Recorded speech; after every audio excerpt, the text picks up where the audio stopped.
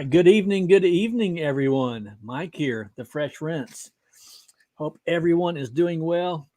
I'm going to begin by just kind of filtering through some comments already. First of all, welcome to tonight's podcast. This is the WashTube podcast, as you know, the worst podcast ever, the most terriblest, worstest podcast ever. We're glad to have you here tonight. Jeremy will be joining us soon.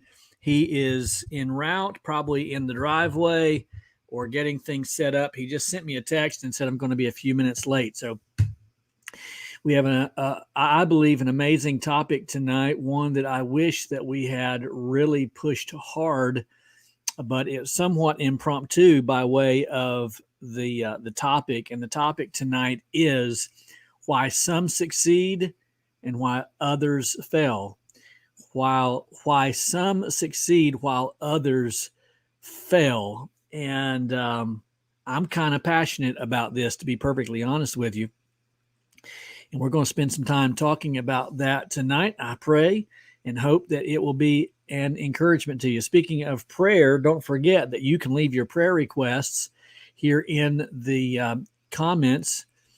And as we're able to and filter through these, then we'll tally these. And at the end of the program, we're going to end in prayer, as we always do. I don't know what episode this is. I wish I had thought to think of that in advance, but we've been doing this for, I think, 6 or 7 months now.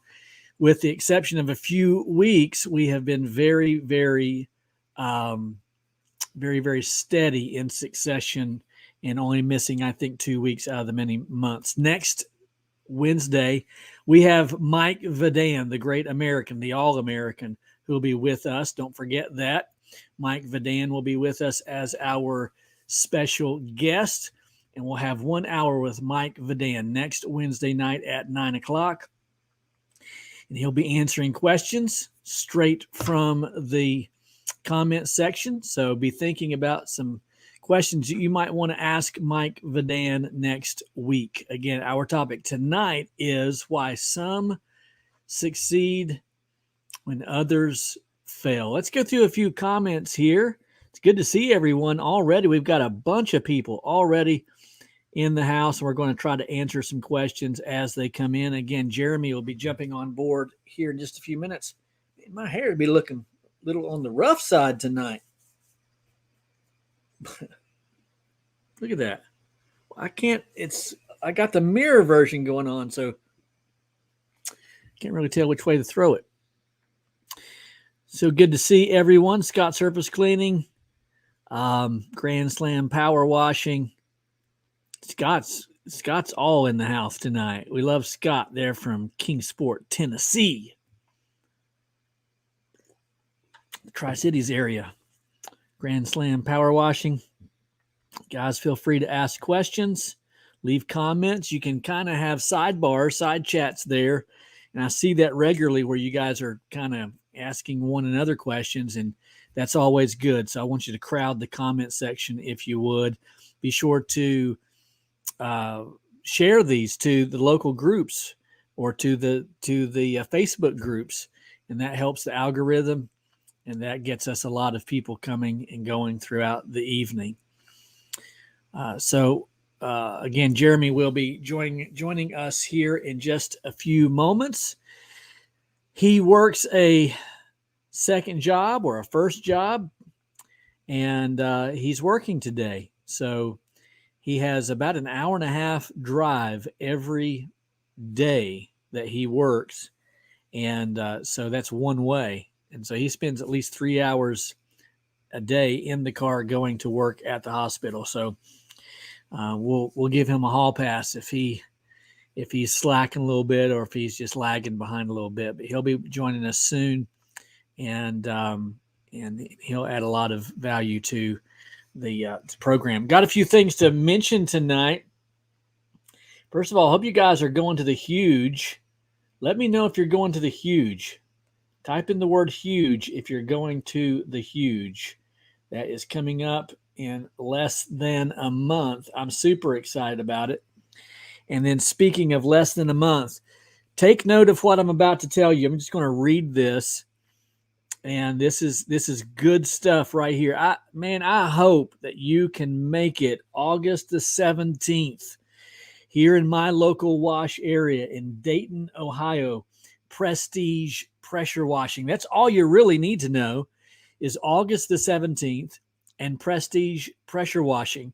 If you can remember the date, and then you can Google or type into your search bar Prestige Pressure Washing, then you can find the location. That's what it's called, Prestige Pressure Washing.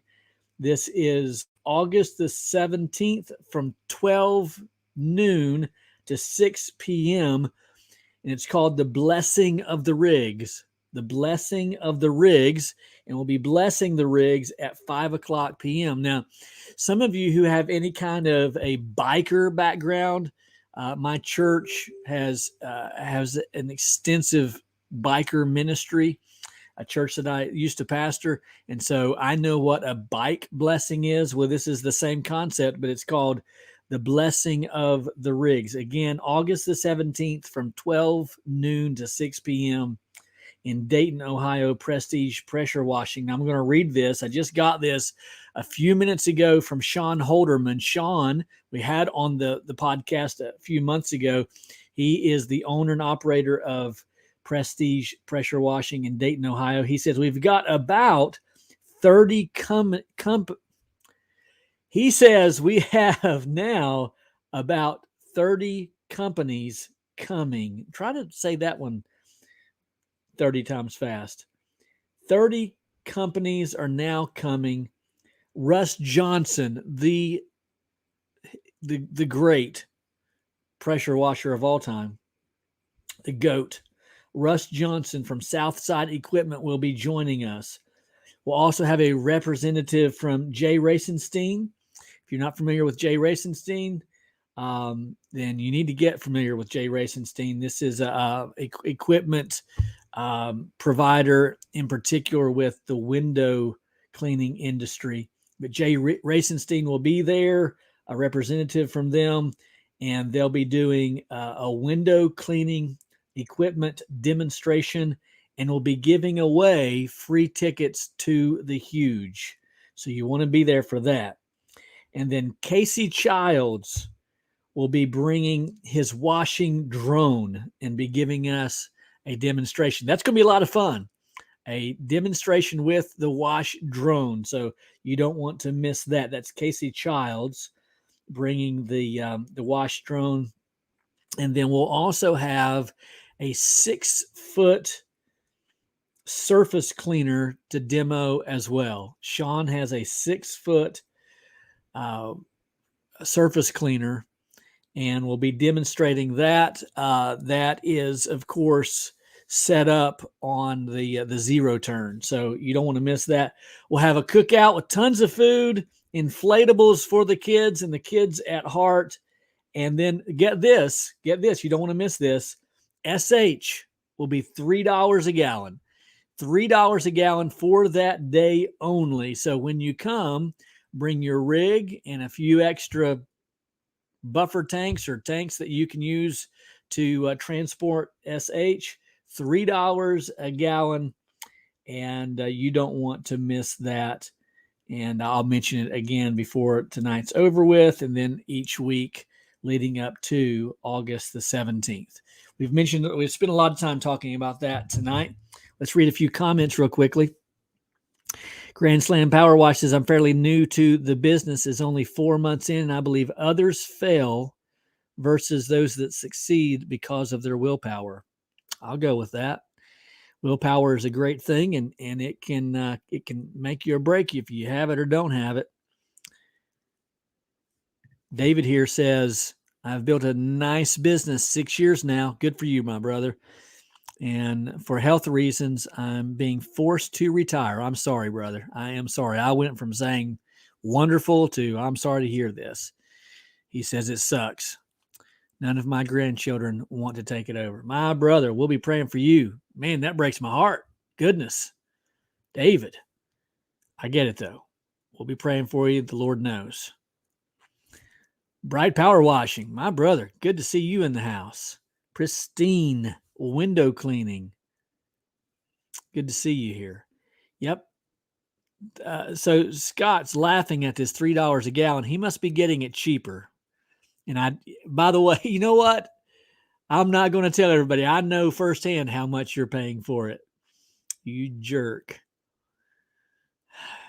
Some people just got lucky, I suppose. All right. So our topic tonight is, why do some succeed while others fail? Why is it? Why is it that others succeed? Have you noticed that in your wash area? Jeremy's almost in the house. He's in the house, but he's almost on stage, and there he is, ladies and gentlemen. Bravo! Let's give it up for the man of the hour, the one and only, the legendary Jeremy Messer. I'm here. He's pouring sweat, man. Let me tell you, he got rained on. Man. Well, I'm glad you're able to make it, my brother. Glad you're able to make it. 12 minutes late. Better late than never, my friend. We're glad that you're here. I'm here. Barry Little is in the house as well. It's good to see Barry Little. And Jeremy, you can go through there if you want to, and you can see all the many people who are in the house tonight. Brandon Hodge. Yeah. What's going on, guys? Sorry I'm late. Traffic tonight was my friend of me. I was just telling them that you drive like an hour and a half to work. Yeah, it's 90 miles each way. It's not ideal, but I've done it for so long, 11 years. So 3 days a week, sometimes 5, depends. It's quite exhausting, but it's almost nice in a way to have that time to yourself to think and reflect and just ponder on things. What did I miss? Can I tell you that that's one of the reasons why some succeed and why others fail? And that's our topic tonight, as you know, Jeremy. We don't have an order for these. It's not like there's the number 1 reason and the number 10 reason. We're just kind of shooting these out there. And I want to say, maybe that's at the top of the list, is that Jeremy uses his drive time, like I use my drive time, as a mobile classroom. I can tell you guys that when I drive to Virginia almost every weekend, as many of you know, I'm remodeling a home there for the purpose of selling it. And it's 6 to 7 hours one way from my home here in Ohio to there in Virginia. And I will tell you, there are some trips where you'll never hear a song, where it's podcast after video that I've got on my iPad, and I am zoned in. I'm zoned in to learning. And I do believe that one reason that some people win and others lose, some succeed and others fail, is because they simply do not try to gain education along the way with every step. Yeah. You got to be like a sponge, man. You got to take it in, take everything in. I'm the same, Mike. It's 3 hours a day, every day for me in the vehicle that I'm working. And a lot of times my phone's synced up. I listen to podcasts, but more so I have these people that I like to watch on YouTube that I don't necessarily have to actually watch the video. I can just listen, like it's kind of like what we're doing. It's more or less, I guess they may have a podcast form of it, but I just always just turn on YouTube, throw the phone down and listen to those speakers. Yeah. So I just take it in, man. I've learned so much by doing that. What do you listen to mostly, if I may ask? The Fresh Rants. Nice. I like it. Plug. I watch my own video. I watch my own videos. No, I'm just kidding. Myron Golden, man. I love Myron Golden. If you guys have ever been turned on to Myron Golden, it's almost like a biblical business podcast in a sense. It's he says that his teachings is kind of I don't know that I'm going to word it correctly, but it's almost like King Solomon's business principles. Oh, wow. Very nice. It's a lot of his stuff, a lot of the ways he thinks about business and talks about business. It's got biblical principles, and he's got scripture, and it's nice. I like it. I got turned on to him from Josh Latimer.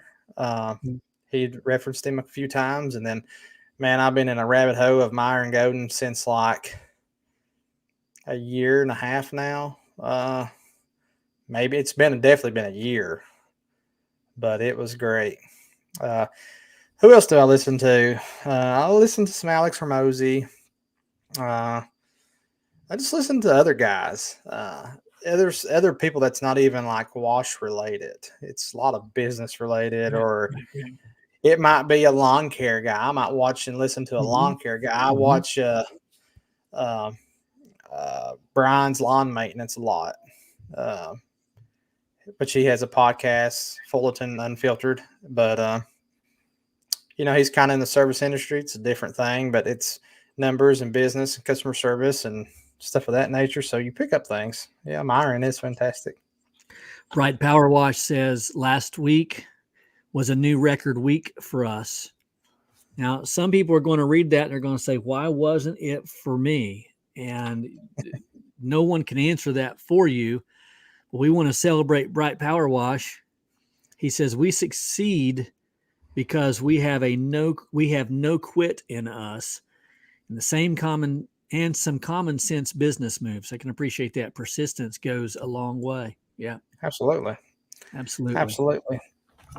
So real quick, while we got everyone on here, Mike, have you mentioned the blessing of the rigs yet? I did. Already? Yeah, I did, and I said I'd mention it again before we leave, and I would mention it each week. I probably spent 5 minutes talking about it. Yep. Yeah, I'm amazed that you only spent 5 minutes. Yeah, there's a lot going on. I'm excited about that. Again, if you guys are just now tuning in, the blessing of the rigs is August the 17th. That's the date that you need to remember. The time is 12 noon to 6 p.m. And at 5 o'clock, we'll be blessing the rigs. It'll look a lot like a bike blessing if you're familiar with the biker community. And this will be in Dayton, Ohio, Prestige Pressure Wash. You just need to remember that. Google it, get the address. You don't want to miss it. We've got about 30 companies that are going to be there as of now. I tend to believe that's going to grow. Who knows what this may turn into? I'm excited about it. Hopefully something big. I know they're going to be giving away a huge ticket as well. So that's something that's coming up. Yep. And also that's something that's coming up that you may have never thought about going to, maybe don't even know what it is, but it's a convention. It's the huge convention, man. And it's pretty huge. Wouldn't you say, Mike? I mean, there's a lot of people there. And it's not just solely geared toward pressure washing. Even though it's probably the majority of it, but a lot of it goes along with window cleaning and gutter guards and gutter cleaning and exterior cleaning services for the most part. But this will be my 3rd year going, and I've learned something every year. And more so, I pick up more.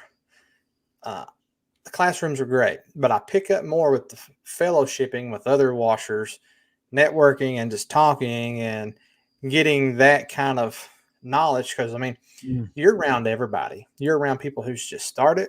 You're around people who's full time. You're around part-time people doing 7 figures a year, people doing 8 figures a year. I'd be amazed to say that there's probably people in there doing 9 figures. I mean, in some of these big companies, and you can rub shoulders and shake hands and talk to these people, and man, they're just a wealth of knowledge. They really are a wealth of knowledge. So for no more than what it will cost you to go there, I don't know what the price of the tickets are now. I know the price to book the hotel, the discount block, is going to be going away shortly. I don't have that email. I may see if I can pull it up, but if it hasn't already went away, it's going away soon, like super soon.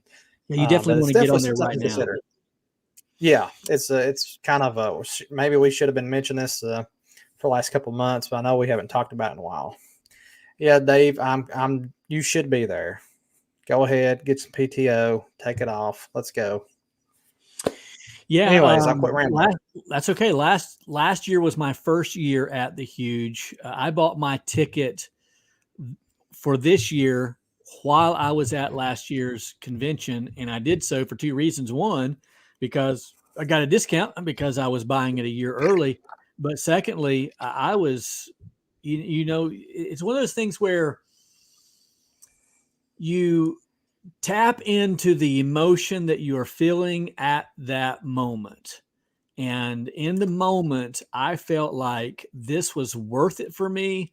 And while the emotion is hot, I'm going to tap into that. And I bought my ticket because, here's the thing, guys. There's a showroom, a large showroom with drones, big surface cleaners, huge rigs, and all of these major rig builders and distributors from Remco to Southeast Soft Wash. All of these guys are there, and all of that is great. You're really going to get in there and enjoy that. But there's a lot of free giveaways and things of that nature. Do you know what? I spent very little time in the showroom. I spent all of my time in the classroom. I want to learn, and not just about pressure washing, but as Jeremy was saying earlier, a lot of the podcasts that I listen to and a lot of the videos that I listen to have nothing to do with pressure washing. Most of the podcasts and the videos that I watch and listen to are business related, small business related, and very motivational kind of things. And again, I'll drive 7 hours to Virginia and never listen to a song and never hit a blank space. And I'm being fed a wealth of knowledge. As an example, about a month ago, I left Bristol, Virginia, and I typed into my iPad there. I typed in how to buy back my time. And I ran across a guy who wrote the book, How to Buy Back Your Time, or Buy Back Your Time. And for 7 hours, I listened to this guy. Just listening to him made me feel better about my schedule. And then I came home and I bought the book, and I'm reading a chapter a day or so of the book as I can. And listen, those who succeed are constantly learning, always, always learning. I believe that. Yeah, absolutely. You're always learning, even when you think you're not, you're picking something up. Yeah. Have we dived into the subject very deep tonight or very much? Have we had any talking points that I've missed in the first? Nope, that's it. That was our first topic, or our first talking point. So we're talking about why some excel when others fail in business. Is that right? That's good. That sums it up right there. That sums it up. I had kind of had a little list that I had thought about when you sent me that I had jotted down some points, and what you just said was one of my points with continuous learning. And I had kind of like those who excel in business understand the importance of continuous learning and self-improvement. That's key. You have to invest your time and effort in acquiring new knowledge and skills, and even honing in the skills and knowledge that you've got, and that's going to give you that competitive advantage in your field, in your area. Always be doing that. And I would say that possibly another reason could be networking. Especially if you're new and you're not networking. I mean, when you're brand new, you gotta be. It's part of it, man. I mean, networking is the breath of life and business. I would say having a strong network, even like your organic network that just individuals, family members, who your family members know, without even going out and building it, starting there, and then evolving that into broadening out your network by joining, like BNIs, joining chambers, joining certain groups, maybe making that phone call to that landscaper or to that other, the plumber, the painter, the real estate management company. Absolutely. And just networking with them and seeing how you can serve them while they're serving their customers, and potentially how you can help them serve their customers, or, scratching their back, they're scratching your back kind of deal. It can go a long ways. And, don't ever underestimate the power of a handshake and a hello. Yeah. Yeah. If I'm going to revisit your last point, your previous point there for just a second. Sure.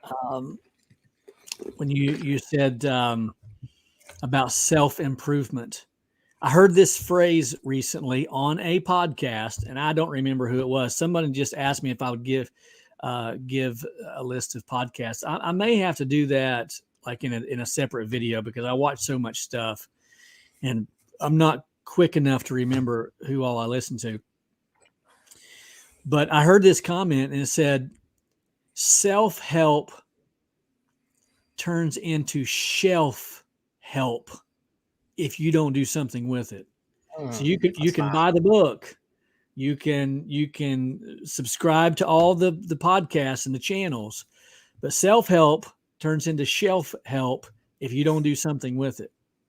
It's pretty good. And I absolutely believe that. And you were talking about networking. I never knew the power of networking until recently, within the last few years. And then when one of our brothers here locally last year started a local wash page or group in our wash area on Facebook, my first thought was, well, that's stupid. That was just last year. I said, that's silly. Like, why do you want to get all your competition together and start pumping out ideas and everything? I can tell you, I have learned since then that when you give away your best stuff, some call it the universe, some call it the algorithm of life. I call it God. The blessings just come your way, right? So why do some succeed when others fail? It's because they have a right mentality that I'm not in competition with anyone but myself, and I want to best myself with every turn, with every move, on every day, with every breath. And I can't do that alone, As the great Hillary Rodham Clinton said, it takes a village. I can't believe that. Oh my God, I just said that. That hurt just saying it. It takes a village. And I absolutely agree with networking. Yeah, networking's huge.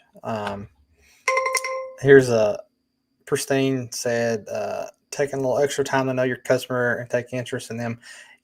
Making conversation does go a long way, because they're going to remember that. You're going to build a impacting, what's the word I'm looking for?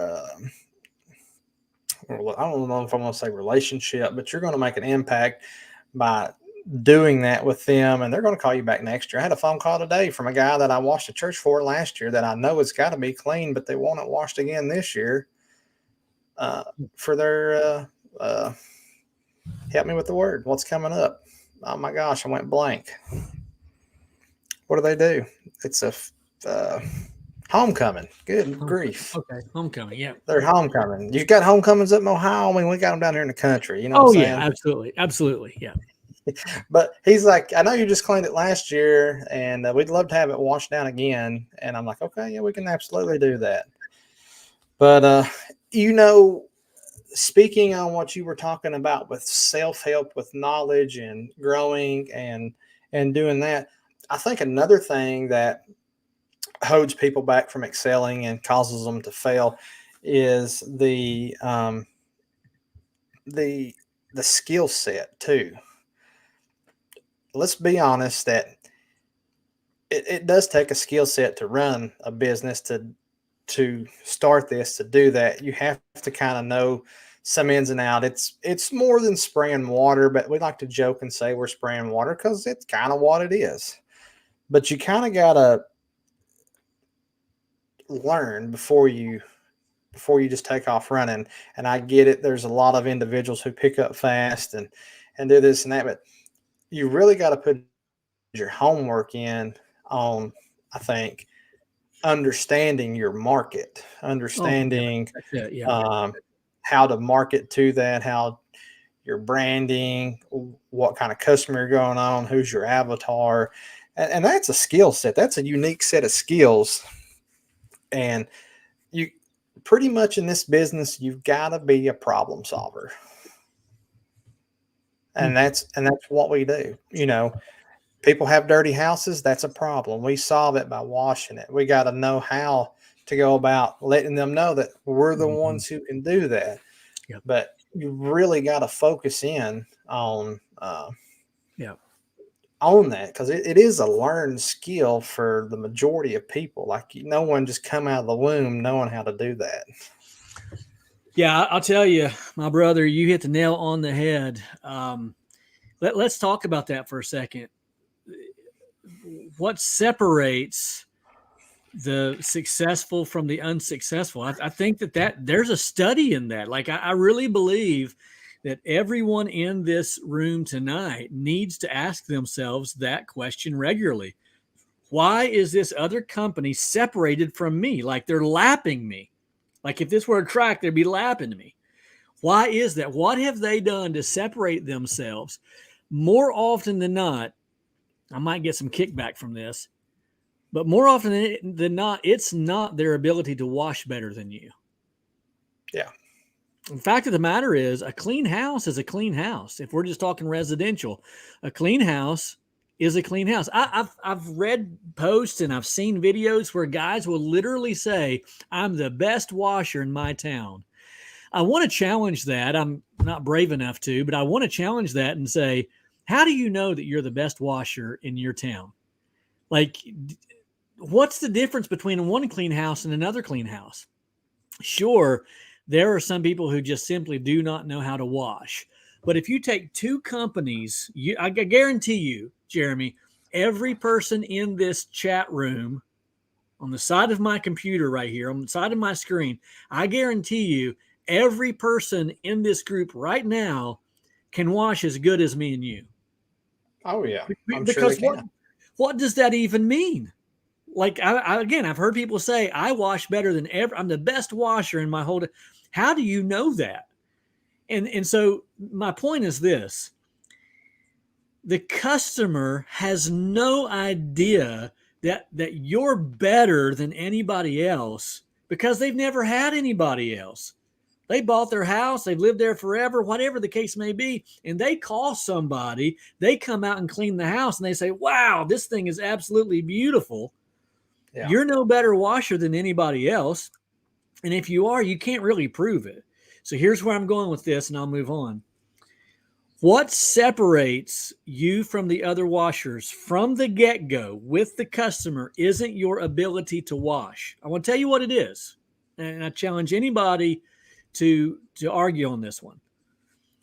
If you get the job, it's because, in fact, I'll take that another step further. If you get the call, it's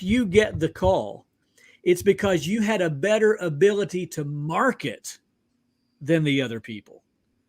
Because the only thing they know about you, the only thing the homeowner knows about you is that you have an amazing ability to market. Whether it was the sign that they saw, whether it was the amazing wrap on your truck, whether it was your Google presence, your Facebook presence, What's that app that we use? Nextdoor. You've got a good presence on Nextdoor. The only thing, and I should say the first thing that they know about you, and possibly the only thing that they know about you, is that you are gifted at marketing. And so I'll say this: those who are the best at marketing will succeed when others fail. There's a lot to be said about that. Well, if you ain't marketing, they can't find you. You know, you're absolutely right. You're absolutely right on that one. When I first began, I was talking to a good friend of mine about this just this week. When I first began, in the months of like July and August, because we always get these slow down seasons, right? Yep. Where the phones just aren't ringing. Well, I didn't know. I didn't know that was like a phenomenon globally almost. I had no idea. I thought I would just all of a sudden I just suck because I was doing I was doing one or two houses every day almost every day. And like I was making more money than I had ever made. I mean, and then July came and I was like, why do I suck so bad? Like the phones just aren't ringing. People don't like me. I mean, I had no idea that it was a thing. And so you know what I did? I printed up little flyers about this size.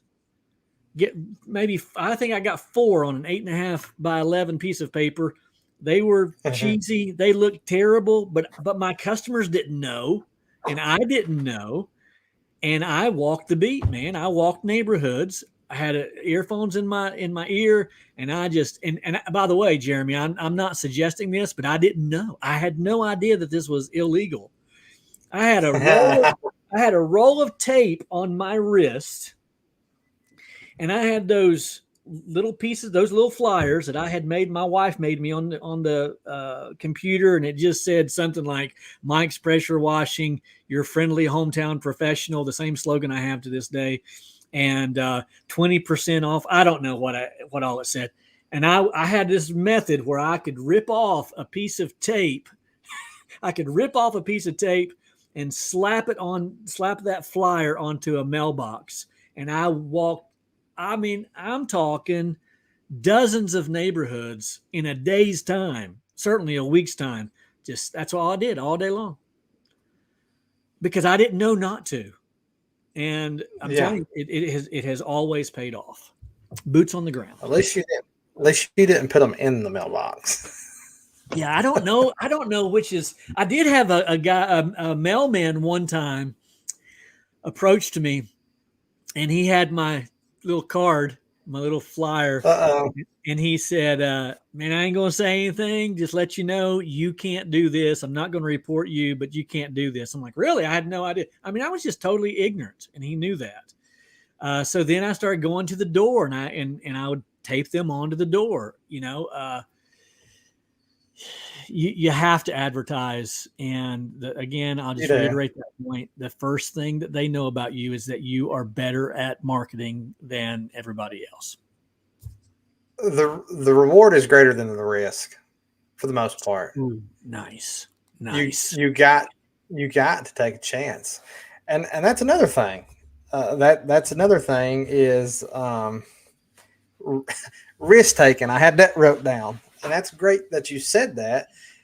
Is you gotta take a chance, man. Like I didn't do what you said, but I did take my business card with a hole punch, punched it out, took a rubber band, took it through, looped it, and I'd hang it on the flag.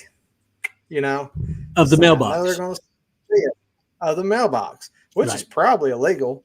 And honestly, I didn't really care because I didn't know, and I would probably still do it today. But whatever, man, take a risk. Yeah, I hear you. Yeah, I mean, I put out 250, 500 of them things, and I get it in the grand scheme of things. That's kind of a low number, but when that's all you got, that's all you got.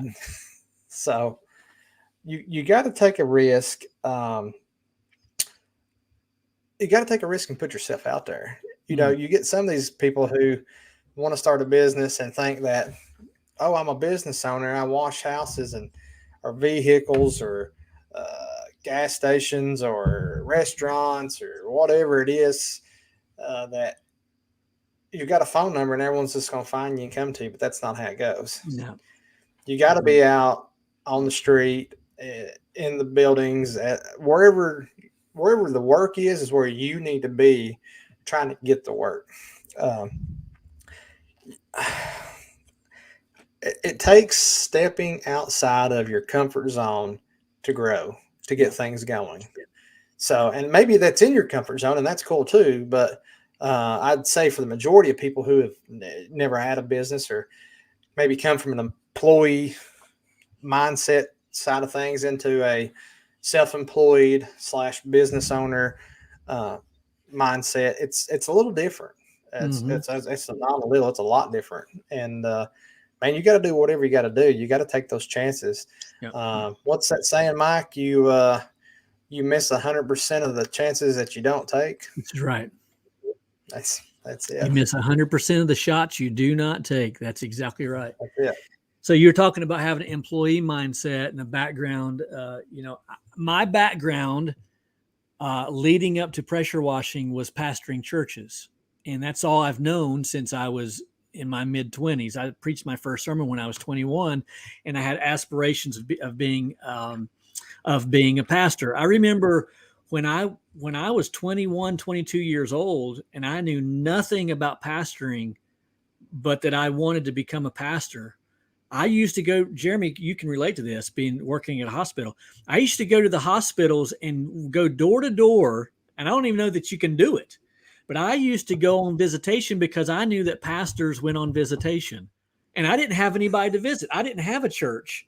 So I literally got cleaned up and went to the local hospital and went room to room praying with people that I didn't even know. Because I needed to practice. I mean, I didn't think that I wasn't doing it because I needed to practice. I wanted to bless people, but I had it in my heart to be a pastor, right? So if I don't have a flock, I'm going to create a flock. And so once I started pastoring, I had several years of experience at pastoring before I was pastoring, because I was faking it till you make it, so to speak. That's probably not the best model, but I didn't know any different. And so right. What caused me when I first started pressure washing to go door to door with these cheesy little flyers, mailbox to mailbox, is because that's what I did when I was trying to grow my first church. When I pastored my first church at the age of 26, there were 18 of us, including my wife and myself and our 3-year-old daughter. She was the youth group. Everyone else in that church was retired. So there were 15 retired people, my wife, myself, and my little daughter. And I would go through the community with that same model, piece of some tape on my wrist and these cheesy flyers.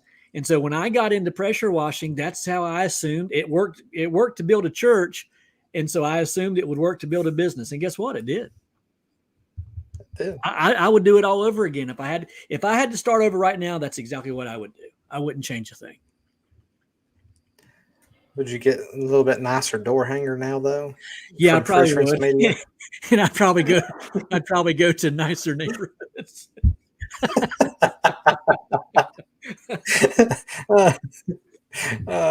Yeah, I might change my clientele a little bit, but that's all right, man. It's all right. You still giving them 20% discounts out though for some of the people. That's another thing. I would not give the early bird special. Here I am in the month of April giving early bird special. That's when everybody wants their house washed. If you're going to give a special, don't give it in April, for crying out loud. Yeah, give a November special. That's it. Oh God, there's a lot to be said about that. This has been a fun conversation so far. Yeah. I'm kind of passionate about this, to be honest with you, because I'm just going to tell you, I'm talking to a lot of guys who feel like that they can sit on the couch and wait for the business to come in. And I'm going to tell you, it just doesn't work like that. And just like, by the way, when I was pastoring that first church, A lot of those doors that I knocked on, those people didn't come to our church. It was like the good Lord sent other people. People at the doors that I didn't knock on, those were the ones who were coming. Something about this energizes the pressure washer within you. When you get a phone call, you've been knocking on doors all day long, and then you get a phone call from somebody that from a door that you didn't knock on, and you just, I mean, it makes you want to just get out there even further and do more. And I tell you that's, you cannot do it sitting in the recliner. It will not happen. No, it's not like it ain't like you've got a dinner bell or something. You can't just ring it and they come running. You got Right. Exactly. You got to put the work in. You got to put the work in, which I think is another good point is time management.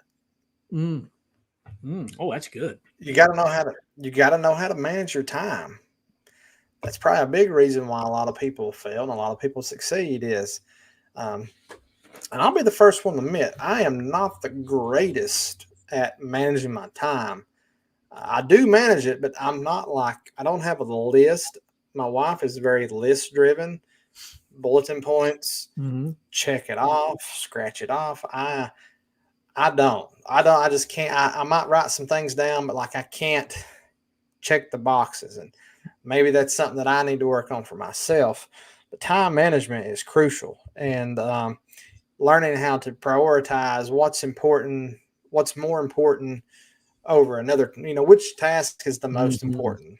Obviously, getting the leads and getting the estimates and closing the deal is one of the most important things you can do, because if you're not getting leads, you ain't making money. You got to get the leads and you got to convert them. So you got to work on that. Yeah. But you got to learn how to, you can't just worry about wash and not work on getting leads, because there comes a time when you've washed everything that you had and now you have no new leads. Yeah. So it's kind of like a scale, you got to balance it. So where you're washing and you're still getting leads and keeping everything oiled and greased and rolling and going. And that just helps you be more productive and helps the business grow. Yeah, absolutely. One of the guys that I listen to, and you might think to write this down, guys, his name is Dan Martell. He wrote a book called Buy Back Your Time. It's amazing. His podcast is amazing. Dan Martell is his name.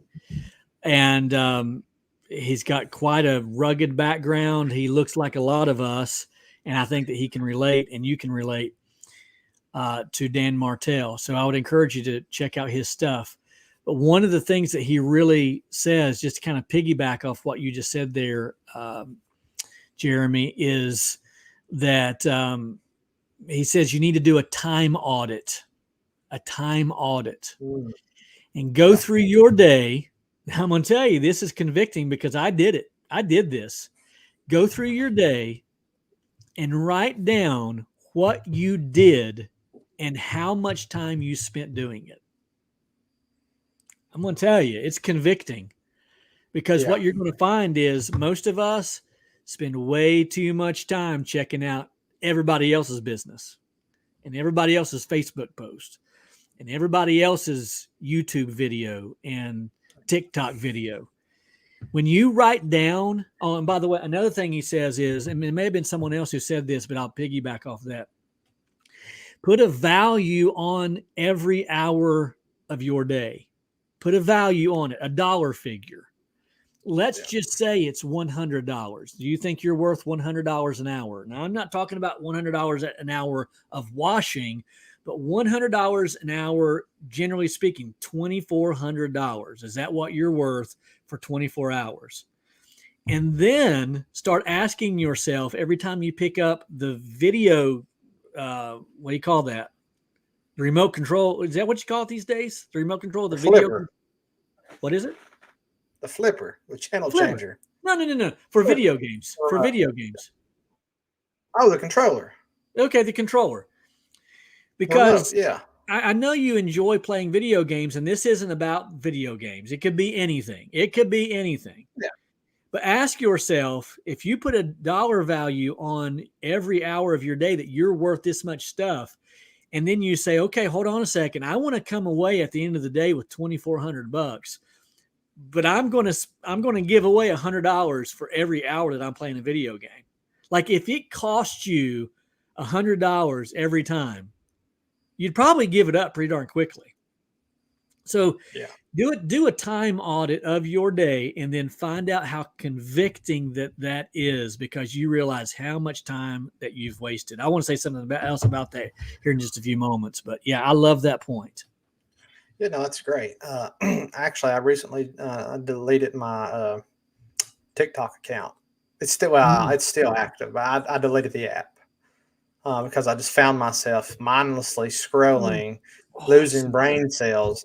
And I did exactly what you said, Mike. I pulled my phone up and I just scrolled over and I went to my little screen and I was like, oh my gosh, how have I spent this much time on this one app? Yeah. Now, if it was YouTube, I totally understand why.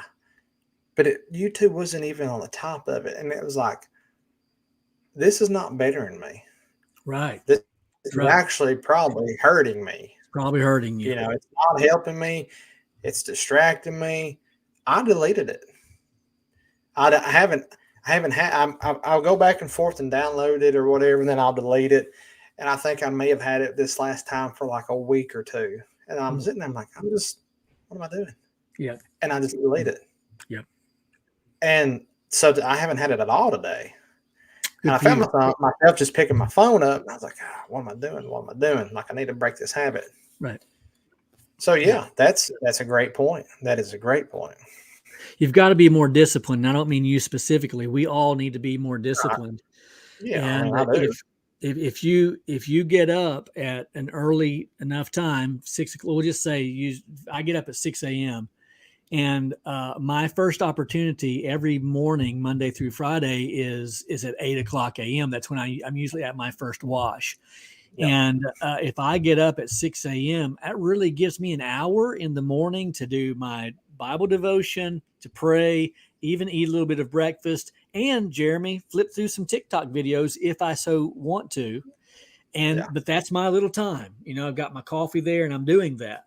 But from that point on, no more TikTok.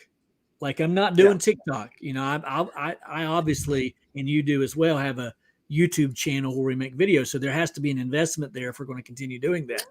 But no, listen, why are you watching everybody else's success?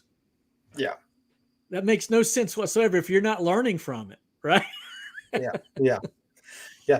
No, I will say one thing I noticed is that obviously the hours that I'm at my job is when my consumption is higher on my phone, because there's downtime. Right. I might have some, free time in between seeing this patient and that patient from going back and forth. But generally when I'm home and working, like I can tell that the time is way down. Nice. But it's like, I just need to remove that option. That's right. Remove it. Remove it. So, well, here's another one. Here's another one on the same side of the coin. We're talking about time management. We're talking about time audit. I'm going to give you an example here in just a moment. Here's the little subject. And that's never, ever take a day off. At least Monday through Friday, you don't take a day off. Now, here's what I mean by that. We as business owners, so often I hear guys say, man, the reason I started my business so I could have my own time and I could do with it whatever I wanted to. Yeah, but if you're not successful, then you can't work 2 hours and take 6 hours off or the rest of the day off. You listen, if you worked at the factory, if you worked at the hospital like Jeremy does, if you worked at the mechanics at the garage, you're going to have to work 40 hours. So you got to set it up like that in your mind. I'm going to work 40 hours this week. Imagine if you didn't have any pressure washing jobs, but you still manage to work 40 hours. I promise you, you will pick up work. Yeah. So here's my analogy. You can see behind me Oakley, BMX stuff here and there. When I was much younger, I raced BMX, and I also did freestyle. Some of you who are in the 50, it maybe even a newer generation can relate to this. You know what a half pipe is. Skaters would ride a half pipe. BMX guys, we'd ride half pipe. And I had a half pipe in my backyard. And when you competed in trick riding, as they call it today, you can't have any blank walls. If you just go up and then come back down without doing a trick, it's called a blank wall, and they'll deduct points for you from that or because of that. So those who scored the highest were those who did a trick on every wall, and if you didn't do a trick, it was called a blank. And so I take that same, I know that's silly, but I take that same mentality into my pressure washing business. I do not have any blank days. I work every day. You say, what if it's raining? I go out and set out yard signs. That's when I get out there in the pouring rain, because that's when, by the way, that's when the grass is the soggiest and the stakes go down the ground a little bit easier. I do. Yeah. And you say, well, if it's raining, what do? Well, I put out yard signs and I make phone calls, cold calls, whatever. I get on the computer and I do all my ads for Facebook on those rainy days. Or by the way, if I get off at 2:30, every now and then I'll come home and I'll jump in the pool. But more often than not, I still work till 5 o'clock. Everybody says I wanted to get away from that. That's why I started a business. Well, if you're ultra successful, then you can just take as much time off as you want to. But if you're not successful, then you can't be working it 2 and 3 hours a day or no hours a day. You need to be working the business and working in the business as much as you work on the business. Well said. Well said. I'm telling you, I'm passionate about this. I don't remember what it was. Yeah. I am passionate about this. Scott says we had a quarter pipe in the church parking lot. I want to go to that church. Yeah. Do you think you can still ride a half pipe, Mike? I rode a couple of years ago. Let's see. I'm 53. When I was 50, I was still riding. I haven't ridden in a few years, but I can still ride. I remember seeing a video. I seen that video. I guess you had posted. I don't remember when it was, but you were on your bike and you did some sort of freestyle trick, like spin the handlebars around, come back around. Yeah. I don't know how it popped up. It popped up, and I saw it, and Amanda was like, "Who is that?" And I was like, "That's Mike." She said, "That's not Mike." I said, "That's Mike." Oh yeah, He was professional. Hey, can we jump on that for just a moment? I know we're at the top of the hour, but you know what? Are you talking about looking professional? Improving on your professionalism. Improving on your professionalism. It's huge. Yeah. My wife. I would like to say professionalism is not. It's just not only the way that you look, but it's the way that you present yourself. And what I mean by that is just your tone, your attitude, your body posture. You don't have to have the fanciest shirt. You can just have a t-shirt with a thing on it. This is like $15. This isn't a $50 shirt. Right. It's a $7 hat with a $10 patch. Like, it's nothing. Yep. But even if you don't have the hat, just comb your hair, brush your teeth, take a shower. Right. It's just the simple things. And just the way you go about talking to people. And I cringe so much. And I see these posts on these Facebook groups where they post these customer interactions and the way that some of these people talk to these people. I'm like, God, ain't no wonder like your business probably sucks and it's suffering. Like, learn to speak to people. Like, don't say that. Hold your tongue. Yeah. Mike, would you like to tell us something about what the Bible would say about a tongue? Oh my goodness. The Bible has a lot to say in the book of James about the tongue. It does, doesn't it? it is a world of iniquity, and out of the abundance of the heart the mouth speaks, the Bible says. Yeah. I'll echo that right there with you. Yeah. I had a guy show up at my house 2 weeks ago to give a quote to put up a 6-foot privacy fence, and he said he'd been doing it for 37 years.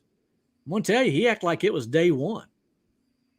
I mean, he looked bad, and I get it. Listen, I'm going to give a hall pass. The guy's a worker. I want him to be a worker. Yeah. But he acted like he had never talked to a customer before. And he may still get the job. But at the same time, I'm just saying, here's another one real quick along the same lines. Yeah. Your voicemail needs to be at the very least charming, but professional. I'm going to do a video. I won't play it now, and I won't ask you to call me so that you can. Don't call me just so you can listen to my voicemail. Please don't do that, because I reserve that for my customers. But if you call Mike's Pressure Washing and I don't answer, you're going to get a voicemail that sounds something like this. Hey, this is Mike with Mike's Pressure Washing. Thank you so much for calling. I value your time and your call. However, at this time, I'm either on another call with a customer, or I'm on a ladder. Either way, I look forward to talking to you soon. If you'll leave your name and your phone number and a detailed message of how I can best serve you, then I promise to return your call at the end of this work day. Have a great day. Let me tell you, regularly, and I've got some texts, if I can find them on my phone, of where people said they hired me because of my voicemail. I didn't even answer the phone and got the job. You know what I'm saying? I'm not bragging about that. I'm telling you, that's mind-blowing to me that here's the point. I can't brag about that because it's so trivial. People's expectation of professionalism is at an all-time low, so anybody can be professional. So, because anybody can be professional, when you rise above the others, you automatically stand out. You do. You automatically stand out by having a good voicemail, by having a proper tone when you do answer the phone, by having a little chit chat, just being charming, a little bit of charming. But I'm going to tell you, when they call and they say, yeah, I was wondering if I could get a quote. Yeah, you got a 1-story house or 2-story house? 2-story. It's $500. That's it. That's all you're going to give them? Come on. I want to pull this up real quick. There's a question. It's on here from Grand Slam Power Wash. I'll go first on this one. Okay. So Grand Slam, I'm still not full time.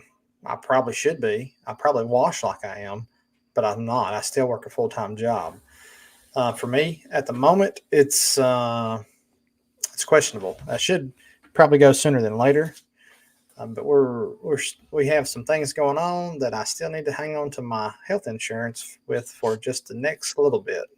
So, how do you know when it's time to go? I feel like you just know when it's time to go. You know, if you're working, have you been able to replace your income? Have you been able to, are you making more outside with washing than you are with your job? I don't know your situation. Those vary. Are you washing year round? What's your lead flow look like? What's your costs look like? There's lots of variables. And I'll shut up on that. Yeah. And for me, I didn't have an option. Obviously, a lot of people in the chat room do not know my story, but I was without any kind of income at all. I didn't have a job. And I had for many years told my wife, if ever I am in need of gainful employment, then I think I'll try pressure washing. Neither one of us knew what that was. And so when that day came and I didn't have a job, I borrowed a pressure washer from a friend. And I went to pressure washing. Didn't know what I was doing. Thought I had invented the industry myself. Literally had no idea. And by the way, if I can use that to segue into another point, someone might say, well, Mike, 10 years ago, you had an advantage. There weren't a lot of pressure washers out there. Well, I don't disagree with that. But what I will say to that is I didn't know that I had an advantage. I didn't know that I was one of the first in our area. I had no idea. And yet I still hit the pavement every single day. I didn't know that I was privileged. I had no idea.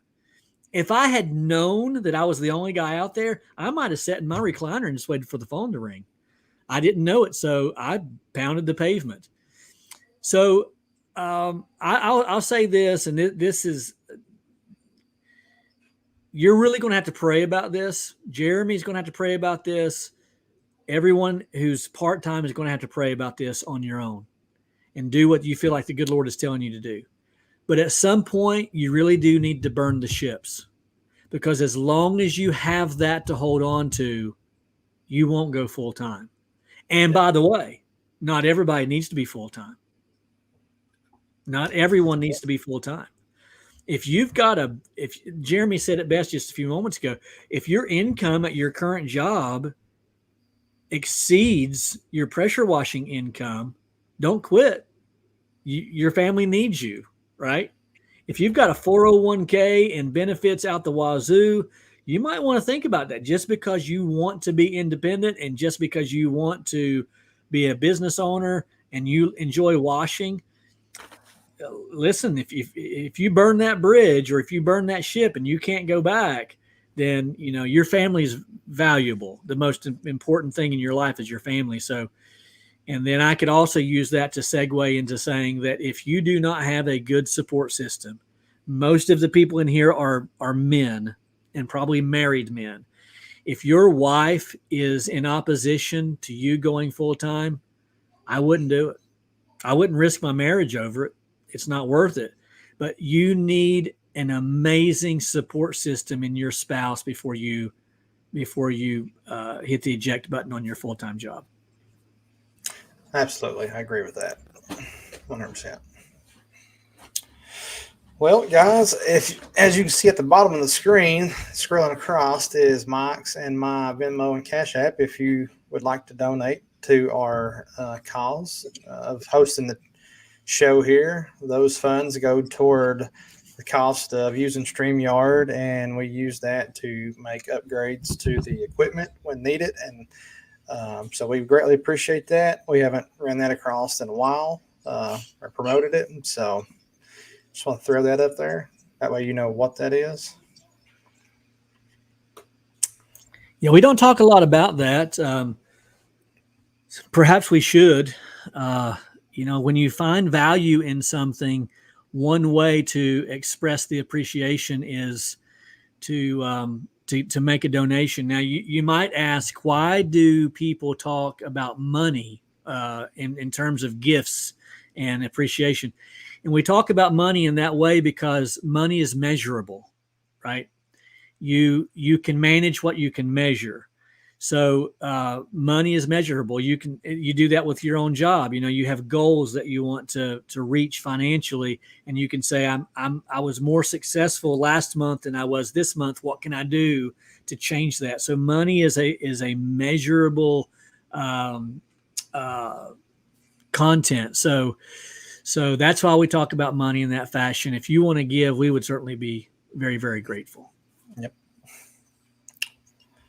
Let's see here. Well, we've pushed it about 10 minutes past the hour. Well, I think that's Hey, looky there. I have not looked at that. Scott Surface Cleaning says, Mike, have you looked at my new profile picture yet? You know who that is, Jeremy? That's yours truly. That's you, ain't it? That's you and Scott, I'm assuming. It is. Scott's larger than life. Scott, when we took Scott, take that down if you want to get subscribers. If you want to succeed, you'll take that down, my brother. So when we took that selfie, Scott literally had to stoop down to look into the camera. He's a giant. He's a giant. Thank you, Brandon. Thank you, brother. All right, let me real quickly. It's Jeremy's turn to pray, but before we do that, let me very quickly August the 17th, that's the blessing of the rigs from noon till 6 p.m. We'll be blessing the rigs, meaning I'll be praying over. I think we're going to kind of make a circle. Don't hold me to that. We're going to pray over the rigs at 5 o'clock. This is in Dayton, Ohio at Prestige Pressure Washing. And we've got about 30 other companies that are now planning to be in attendance. By the way, Russ Johnson from Southside Equipment will be there, driving over from Kentucky. Then also a representative from Jay Racenstein will be there doing a window cleaning demonstration with their equipment. And he'll be giving away a ticket to the huge convention. So you don't want to miss that. Casey Childs will be there bringing his washing drone. That's going to be fun. I've never seen one in person. I don't think I've seen one in person flying. And we'll have the 6-foot surface cleaner to be given a demo as well. And then a cookout, inflatables for the kids, and bleach will be $3 a gallon. So bring your rigs, fill up. Absolutely. That's a good. I don't know what the going price is in that area, but that sounds like a great price to me where I'm at. Mm-hmm. I'll be tickled to get some of that. All right. Well, here. Chris says I've clicked on the wrong one. Do you have to No. register for this? I don't think so. You just show up. Nope. Just show up, my brother. Just show up. I don't think we're that fancy for it yet. Nah. All right. Well, actually, it's $50, and the Venmo is at the bottom of the screen there. You're funny. You're funny. Well, all hearts and minds are clear. Is everybody good? One more thing, super quick. Sure. Type in Prestige Pressure Washing in Dayton, Ohio. Prestige Pressure Washing. That'll give you the address. Yep. Oh, yeah. Real quickly. Old Fat Guy BMX. Love my friend Stony McGee. Stony McGee. What a cool name. That's his name too, Stony McGee. That's a cool name. He's my brother right there. That's awesome. All right. We're gonna pray. All right. Yes, let's go. All right. Heavenly Father, Lord, we thank you for this opportunity to gather tonight, Lord, in fellowship with our friends, Lord. We give you praise and thanks for your Son, Jesus Christ, Lord. We just ask that you be with us on our daily journey, Lord, just to lead, guide us, and protect us. Let us always keep you in the forefront of our mind, Lord, and in our business, Lord. I want to pray tonight for our friend Bobby Duncan with American Pride Pressure Washing out of Ohio, who is battling illness in the hospital. We just pray that you'll watch over him, Lord, heal his body, Lord, and just be with the doctors that make the decisions on the best way to treat him. We thank you for everything that you've done. We thank you for our friends, and we look forward to meeting again with them next week, Lord. We love you, we praise you, and we thank you in Jesus' name. Amen. And speaking of next week, Mike Vadan will be with us, the All-American Pressure Washing there, and here right here on the worst podcast ever, the WashTube podcast. Mike Vadan will be with us next Wednesday night. Looking forward to it. Absolutely. Guys, we'll see you next week. Peace. Peace. Be good.